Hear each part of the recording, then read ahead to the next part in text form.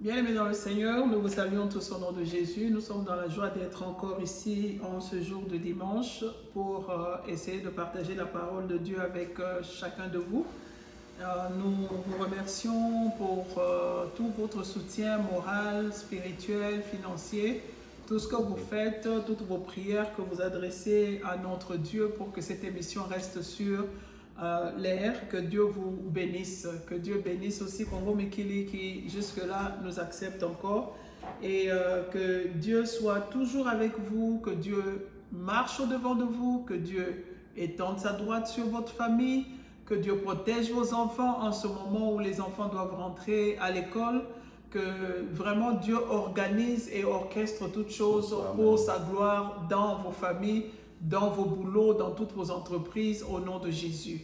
Que notre Dieu soit toujours avec nous. Nous n'oublions toujours pas de rester en communion intense avec Dieu, de parler régulièrement avec Dieu, de l'écouter régulièrement, de lire sa parole tout le temps pour garder les paroles de Dieu en nous qui pourront ressortir quand les épreuves surabondent. Nous allons répondre avec la parole de Dieu. Alors, mettons la parole de Dieu en nous parce que les temps sont mauvais, bien-aimés. Nous faisons semblant, nous essayons d'oublier qu'il y a la pandémie, il y a ceci. Bien-aimé, c'est une réalité qui est là, qui n'est pas encore partie. Alors, il n'y a pas que la pandémie, il y a toutes les maladies, toutes les épreuves, toutes les attaques de l'ennemi qui sont toujours là. Alors, développons la vie spirituelle, développons ce que le pasteur nous avait donné la fois passée comme enseignement, les armes spirituelles. Amen. Parmi les armes spirituelles, il y a la parole de Dieu, bien-aimé, il y a la foi qui est comme un bouclier, il y a l'épée de l'esprit. Laissez le Saint-Esprit nous envahir, nous habiter, nous parler continuellement. Il y a le casque du salut pour ne pas avoir de mauvaises pensées ou ne pas se laisser influencer par l'ennemi. Et vraiment mettre la ceinture de vérité à nos reins, aimer la vérité, aimer Christ, marcher sur son chemin parce qu'il est le chemin, la vérité et la vie. Remettre nos chaussures du zèle, le service pour notre Dieu.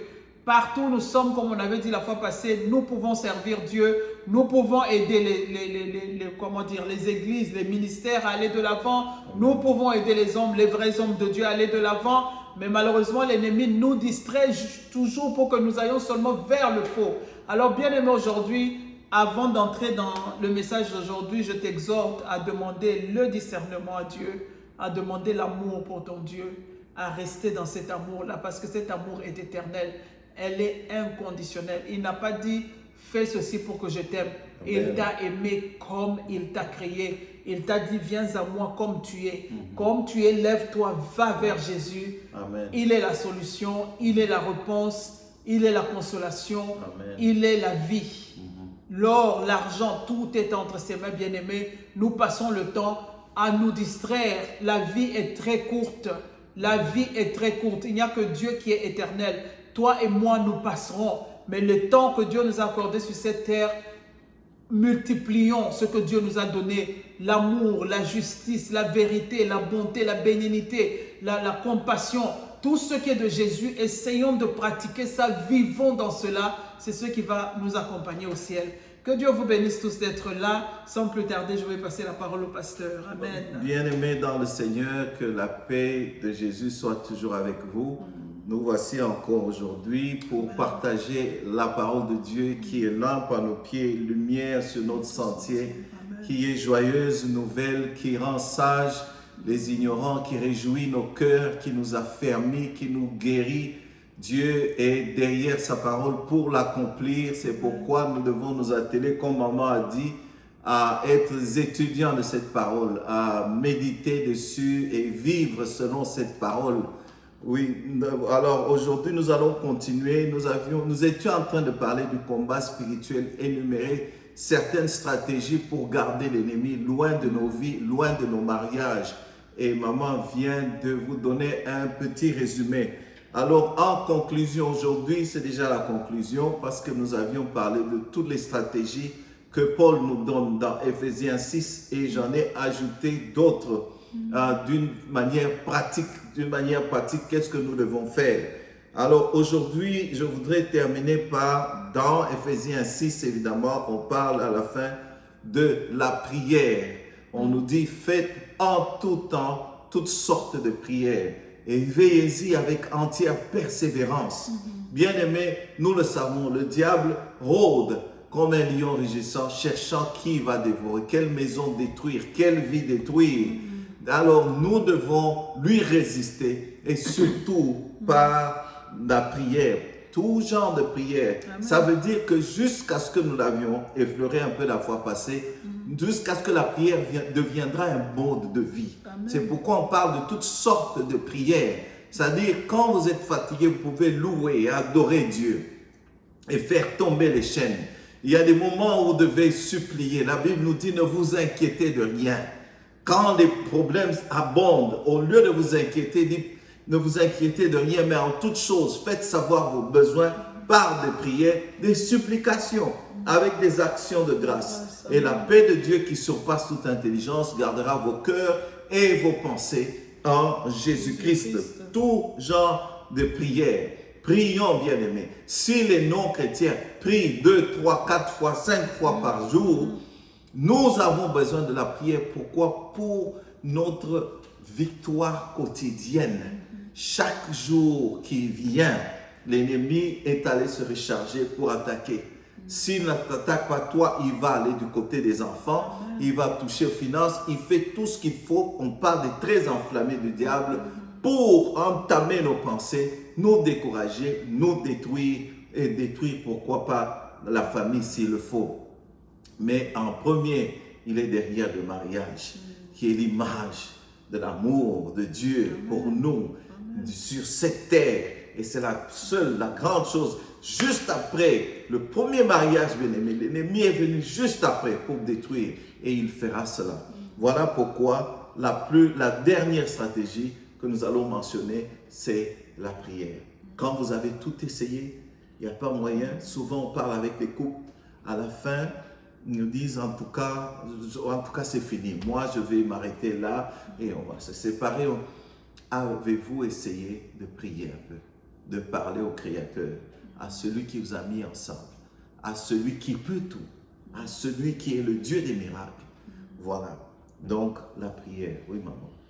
Souvent, les gens ont un problème avec la prière. C'est parce qu'il y a déjà un problème en eux. C'est croire en ce Dieu-là. Parce que tu ne peux pas prier. Prier, c'est parler à Dieu. C'est présenter le fond de son cœur à Dieu. C'est ça, prier. Prier pour les gens, prier pour toi-même, parler à Dieu. Tu parles de ton problème à Dieu. Amen. L'être humain, je m'excuse, dans sa nature, il aime les choses palpables, ce qu'il voit, ce qu'il peut toucher. Amen. Alors, il a tendance à aller vers l'être humain, exposer son problème. Mais il y a un qui a créé l'être humain, c'est Dieu. Amen. Et il attend que tu lui parles. Aujourd'hui, nous avons partagé à l'église Jean 3,16. Ce verset-là dit tout. Jésus-Christ est un sacrifice donné par amour total. Amen. Amour sans condition. Un amour que Jésus espère voir dans les couples aujourd'hui. Amen. Parce qu'il est l'époux de l'Église. L'Église est son épouse. Il a mis l'image de ce qu'il est dans le couple. Un amour inconditionnel. Pas parce que tu es géante ou géant. Pas parce que tu es courte ou court. Pas parce que tu es riche ou pauvre. Pas parce que tu as des talents ou bien non. Il t'a aimé avant même que tu ne sortes du sein de ta maman. La Bible dit que avant même que tu ne sois conçu, il te connaissait. Et il connaissait tous les nombres de tes jours ici sur terre. Amen. Et il te connaissait jusqu'à la couleur de ta peau, à la couleur de tes yeux. Et il connaissait déjà en quoi tu seras faible ou tu seras fort. Et il est venu d'avance pour te dire, regarde, j'ai tellement aimé le monde que j'ai donné ce que j'avais de plus cher Amen. pour toi. Alors, quand tu comprends ça, quand tu connais Dieu à ce niveau-là, tu peux lui parler facilement. Amen. Nous, notre problème, c'est qu'on ne connaît pas Dieu. On ne veut même pas le connaître. On veut l'ajouter sur les réalités de notre vie. On ne veut pas enlever les réalités et remplacer par Dieu. On ajoute Dieu au-dessus de nos réalités. Amen. On lui dit, tu sais quoi? You deal with it. Amen. Ça, c'est moi. Tu veux t'ajouter ou tu me laisses seulement tranquille. Alors, comment est-ce que tu peux parler à quelqu'un en qui tu ne crois pas? Je ne crois pas. Amen. Amen. Comment est-ce que tu peux parler à quelqu'un en qui tu n'as pas confiance? Amen. Parce que tu ne le connais pas. On parle, oh, j'entends les chrétiens dire ceci. Tu ne connais pas ce Dieu-là. Mais aujourd'hui, moi, je viens te dire, lui, il te connaît. Amen. Et il attend une relation sincère. Ça veut dire, quand on est amoureux, on ne peut pas passer une journée sans se parler. Tout à fait. On s'appelle, on s'envoie des notes. C'est pour make sure que l'autre va bien. L'autre sait que je pense à lui ou à elle. L'autre sait que je le porte dans mon cœur. L'autre sait que non, ma moitié doit savoir le problème qui se passe pour le moment. Il y a quelque chose au boulot. Oh, tu sais ce qui se passe ici? Parce que c'est mon ami intime. C'est ma copine intime. Alors, on se partage tout. On se parle régulièrement. C'est la même chose avec la prière. Tu dois développer cette relation privée, personnelle avec ton Dieu où tu parles régulièrement. Tu ne sauras pas écouter Dieu si tu ne lui as pas parlé. Tu disposes ton cœur à lui dire le fond de ton cœur et prendre le temps de poser, de l'écouter. Dans la conversation, il n'y a pas que le sens unique. Il n'y a que toi qui parles, il n'y a que toi qui parles. Ton conjoint, ta conjointe sera fatiguée, il va détaler. Mais tu parles, tu poses et tu écoutes aussi l'autre. C'est ça la prière. Amen. Alors, sans la prière, bien-aimé, de un, nous ne recevrons rien. Parce que Dieu attend qu'on demande. Demandez, et il vous sera donné. Vous demandez, vous ne recevez pas parce que vous demandez mal. Bien-aimé, regardons comment nous parlons avec notre Dieu. C'est notre prière. Amen. Notre prière de tous les jours. Seigneur, mon foyer est là. Voilà telle attaque, voilà telle attaque, voilà telle attaque. Amen. Quel est le conseil que tu as à me donner? Comment tu trouves? Qu'est-ce que je peux faire? Je me laisse à ta disposition. Seigneur, parle-moi. Montre-moi le chemin. Manifeste-toi. Fraye un chemin devant ce problème. C'est ça la prière. Amen. Et tu te disposes à ce que Dieu te réponde et que tu reçoives ce que tu attends de lui. Amen. C'est ce que je peux ajouter en tout Disposé cas. à l'écouter. Amen. Amen, bien Amen. aimé. Une fois, j'ai discuté avec les papas. On était dans une conférence. On parlait entre hommes. Et il y a un frère qui se plaignait un peu, exposait ses problèmes. Et il s'agissait de problèmes sexuels. Alors j'ai dit, as-tu essayé, je lui ai posé la question, as-tu essayé un peu de prendre du temps dans la prière? Vous savez, là, sa réponse, c'était que qu'est-ce que Dieu a à voir avec le sexe? Alors j'étais un peu choqué, mais j'ai vite compris que, en tout cas, c'est partout, beaucoup de gens pensent que certains aspects de notre vie n'ont rien à voir avec la prière. La prière, c'est Dieu, c'est l'aspect spirituel, c'est le spirituel. Mais en ce qui concerne, par exemple, le domaine de l'intimité physique, l'intimité sexuelle et d'autres domaines, Dieu ne peut pas directement intervenir. Bien aimé, la prière concerne tous les aspects de notre vie. Amen. Y compris dans la parole de Dieu, on nous dit, même quand ça ne va pas. Au lit, par exemple, la Bible dit que prenez un temps de prière.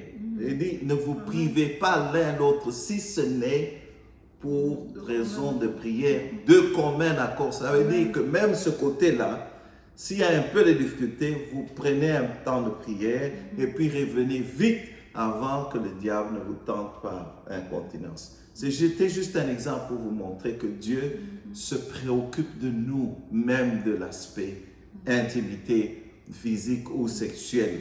Donc, c'est tout à fait normal. C'est pourquoi la Bible nous dit, déchargez-vous sur moi de tous vos soucis. Veillez à cela. Déchargez-vous, venez à moi. Confie-toi de tout ton cœur, de tout ce que tu as comme problème, de tout ton cœur en l'Éternel. Déchargez-vous sur moi de tous vos soucis. Moi, je prendrai soin de vous. C'est une promesse de notre Dieu. Il fera paraître sa justice comme la lumière et son droit comme le soleil à son midi. Donc, voilà ce que je voulais dire sur la prière. Ce que je peux aussi ajouter, sans te couper la parole, dans l'aspect de la prière, quand nous lisons, je crois que c'est Acte 19, vers 13, quelque part, où on explique comment l'autorité de Jésus doit s'utiliser. Tu ne peux pas utiliser une autorité que tu n'as pas. Quand Jésus nous donnait aux disciples d'aller chasser les démons et tout, les fils de Séva sont venus aussi essayer de chasser les démons. Quand ils utilisaient une autorité qu'ils n'avaient pas, mais ils priaient au nom de Jésus que Paul enseigne. Vous comprenez? Au nom de Jésus que j'ai entendu les pasteurs prêcher. On ne le dit pas ouvertement, mais c'est au fait ça, en fait. Amen. Hein? Je te chasse au nom de Jésus que Papa Michel m'enseigne. Non, je te chasse au nom de Jésus que je connais. Le démon va sentir que Jésus est en toi. Jésus est ta priorité. C'est ça la prière. Tu dois être habité du pouvoir de Jésus. C'est par la prière. Par la prière. Tu ne peux pas terminer un problème, même arriver à parler à ton conjoint, à ta conjointe et la convaincre de changer. C'est l'œuvre du Saint-Esprit au travers de toi qui va agir. Le Saint-Esprit, la connaissance de Jésus, le pouvoir de Jésus n'entre en toi que quand tu te mets à écouter la parole de Dieu, à la lire et à pratiquer une vie de prière. C'est quand cette autorité maintenant prend vie en toi. Amen. Quand tu commences à parler de la part de Jésus, l'autorité de Jésus en toi maintenant fait taire les esprits mauvais qui troublent le foyer, qui troublent les enfants, qui troublent ton boulot. Et c'est à tous les niveaux, bien-aimés. Ce n'est pas seulement dans le foyer, mais à tous les niveaux. Amen. Même au niveau sexuel. Quand l'autorité de Christ est en toi, puisque la vie sexuelle, le sexe, c'est sur toi. Amen. Amen. C'est en toi que tu pratiques le sexe. L'autorité de Jésus en toi prend déjà autorité sur tout ton corps. Amen. Et dirige ton corps. Tout en toi devra répondre à l'ordre de la création de Dieu seul. Amen. Quand Dieu a créé le corps humain, il avait ordonné au corps de fonctionner d'une certaine façon. Amen. Et l'ennemi est entré dans ta vie, il veut changer cette façon de fonctionner du corps pour que lui il trouve gloire. Amen. Il fait toujours le contraire de ce que Dieu fait pour toi. Amen. Il souhaite le contraire de ce que Dieu souhaite pour toi. Alors nous devons être réveillés spirituellement, suffisamment réveillés pour comprendre que il n'y a rien que nous ayons qui soit notre pouvoir. Tout est sous l'autorité de Jésus. Alors Jésus-Christ en nous va dominer sur ce qui n'est pas de lui. Et nous allons voir la paix à tous les niveaux dans notre foyer. À tous les niveaux, bien-aimés. Amen. Donc, voilà la prière. En tout cas, vous avez déjà reçu beaucoup d'enseignements sur la prière. Nous n'allons pas nous attarder là-dessus, mais nous voulions juste attirer l'attention des couples que quand les problèmes viennent, la chose qu'on a tendance à plus oublier, c'est la prière. Pourquoi? Parce que là, on court vers les pasteurs, ce n'est pas une mauvaise chose. On court vers les conseillers, ce n'est pas une mauvaise chose. On prend le téléphone, on appelle les parrains, ce n'est pas une mauvaise chose. On appelle les parents ou les amis, surtout les amis. Il faudra encore que cet ami soit quelqu'un de chrétien solide. Pour le consulter, il ne faut pas toujours se lancer au hasard. C'est bien, mais la dernière chose qu'on a tendance à faire, c'est prier. Nous l'avions toujours dit et répété chaque fois. Les gens, quand ils se marient, on va devant l'homme de Dieu. Pourquoi? Parce qu'on lit ces paroles devant Dieu, de sorte que Dieu soit part de ce mariage et que quand viendra le problème, on pourra prier et l'appeler, l'inviter et il viendra intervenir. Et vous entendrez les gens dire que Dieu est grand, on ne peut pas le contourner. Dieu est puissant. Avec lui, nous ferons des exploits. Mais quand le problème vient dans le mariage et l'homme et la femme, ils ont déjà conclu qu'il n'y a plus rien d'autre à faire, la solution, c'est la séparation. Ce n'est pas une bonne chose. Pensez aux enfants, pensez à votre vie même. Et cela n'est pas une bonne chose. Donc, veillez à cela avec entière persévérance. L'homme de Dieu insiste la prière. Alors, rappelons-nous, en dehors de tout le cas, parce que quand on parle du combat spirituel, ne restons pas à juste... comment avoir peur? Je ne dis pas avoir peur, mais à penser que c'est une situation désespérée. Aujourd'hui, je voudrais vous dire que rappelons-nous toujours, voilà les vérités que nous devons nous rappeler, même au bon milieu du combat, que la victoire est possible. Parce que certaine, parce que celui qui est en nous, il est plus fort, plus grand que celui qui est dans ce monde. Donc, première vérité, rappelons-nous que le combat spirituel est réel, mais la victoire est certaine. Rappelle-toi, même au bon milieu des problèmes que tu peux avoir dans la maison, le combat spirituel est réel et c'est peut-être, je l'ai dit la fois passée, la raison derrière la plupart des conflits que nous avons. L'ennemi rusé, malin, menteur, vient toujours, trouve une porte que nous ouvrons et influence nos mariages. C'est peut-être la réalité derrière beaucoup de conflits que nous avons, que ce soit sexuellement, financièrement. Vous pouvez être bloqué, coincé dans une situation qui ne part pas, qui est destinée à détruire votre mariage. Tout simplement parce qu'il y a le combat spirituel, l'ennemi est déjà entré et il vous tient. C'est pour ça que la Bible nous exhorte et nous avions donné ces stratégies pour que les gens se réveillent. Ne pensent pas que c'est seulement un simple conflit. Le diable est là. Vous verrez un couple qui se réveille le matin. Un petit problème qui n'exigeait même pas que les gens s'insultent, s'injurient, se lancent des bagues et des pierres, qui a commencé juste un petit désaccord ou une petite différence, mais qui dégénère alors que vous vous êtes bien réveillé le matin, vous avez bien prié, qu'une petite réponse de la part du conjoint ou de la conjointe, ça enflamme un feu tel qu'on est obligé d'appeler des gens pour résoudre les problèmes.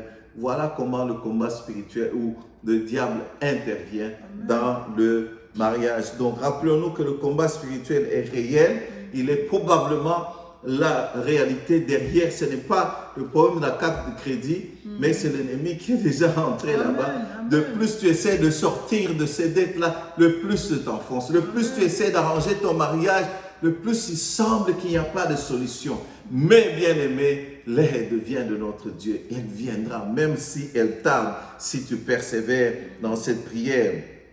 En tout cas, voilà la première réalité que vous devez toujours avoir en tête. Amen. Je vais passer la parole à maman. Deuxième, le combat est intense.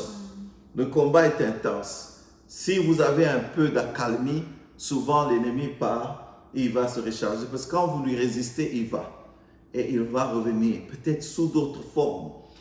Mais rappelons-nous toujours, la victoire est certaine. Le combat est réel. Évidemment, nous n'allons pas à l'extrême pour attribuer tout au combat spirituel. Le combat est intense parce que l'ennemi ne va pas se reposer. Mais la victoire est certaine. Amen. Oui, c'est très sérieux, bien-aimé. La prière, c'est l'arme que Dieu nous a donnée. Le combat est là parce que le diable existe. Le diable s'est opposé au mariage, à la création du mariage.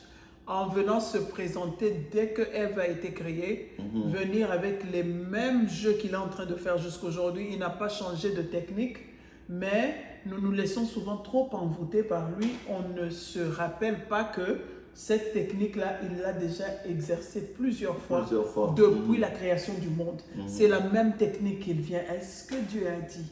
Est-ce que ton pasteur a raison? Est-ce que ton église? C'est toujours les mêmes ruses. Est-ce que ton mari t'aime? Est-ce que ta femme t'aime? C'est les mêmes ruses. Est-ce que tu es sûr que c'est les mêmes ruses depuis la création du monde? Amen. Alors, il n'aime pas Dieu, il ne t'aimera pas, bien-aimé. Il n'est pas ton ami, il ne sera pas ton ami. Il peut faire semblant de te dire, je vais te donner tout ce royaume comme il disait à Jésus. C'est les mêmes jeux qu'il joue jusqu'à aujourd'hui. Il va essayer de te donner une joie éphémère, une richesse semblante, mais ça ne sera pas la vraie richesse. Il va essayer de te donner une joie qui fane dans un clin d'œil. Tu es très content en ce moment et puis pour la minute qui suit, toute la joie est partie.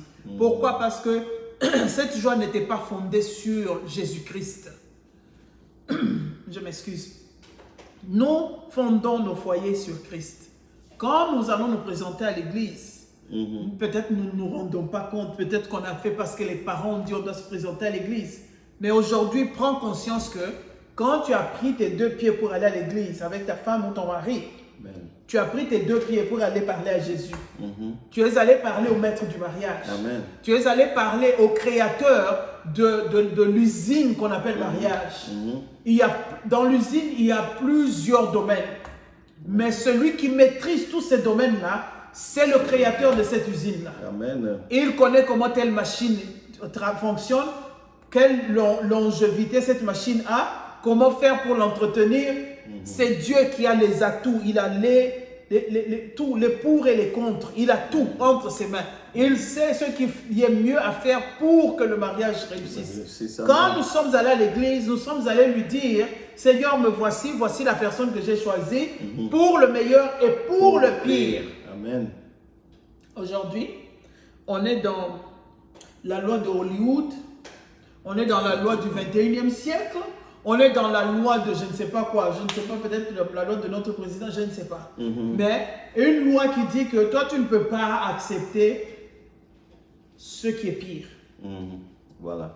Mais on a déclaré pour le meilleur et pour le pire, je t'aimerai, je ferai ceci. Mais quand de toutes les façons, ce n'est même pas le pire qui arrive. Quand nous regardons les cas de beaucoup de divorces, ce n'est même pas le pire qui est arrivé. C'est juste le début. Amen. Nous voilà haut les mains. Je ne suis plus là-bas. Moi, je ne suis plus d'ici. Je dois quitter. Je dois sortir à tout prix. L'ennemi te pousse jusqu'à ce que tu te retrouves hors de la clôture de ces lieux-là. C'est quand maintenant il te lâche, tu commences à te rendre compte qu'au fait, on pouvait arranger la situation. Amen. Parce que ce que tu vas trouver sera peut-être pire que ce que tu viens de laisser. Alors, bien aimé, la prière est un secret, c'est une arme. C'est une arme que Dieu nous a donnée. Parce que dans la prière au nom de Jésus, nous faisons taire l'ennemi. Dans la prière au nom de Jésus, nous chassons les démons. Dans la prière au nom de Jésus, nous ordonnons, nous créons l'existence de Jésus dans notre foyer. Amen. Par la prière. Toutes les paroles que nous confessons prennent vie au nom de Jésus. C'est ça la prière, bien-aimé. Amen. Amen. Que Dieu soit. Amen. Par la prière, nous guérissons les malades. Par la prière, nous avons tout pleinement en lui qui est le chef, le consommateur de notre foi. Donc, retenez que le combat spirituel est réel. C'est peut-être la réalité derrière tous les conflits que vous êtes en train d'expérimenter. Deuxièmement, le combat est intense. Oui, quand l'ennemi vous laisse vous reposer un peu, il va, il se recharge, il revient toujours pour attaquer. Alors, retenez aussi que ne sous-estimez pas l'ennemi. Ne sous-estimez pas l'ennemi. L'ennemi est déterminé. Il ne va pas se reposer jusqu'à ce qu'il vous détruise. Mais priez, retenez que la victoire est certaine. La victoire est à nous. C'est pourquoi, bien aimés, nous ne cessons d'insister pour les couples de prier ensemble, Amen. de lire la Bible ensemble, d'aller à l'église ensemble.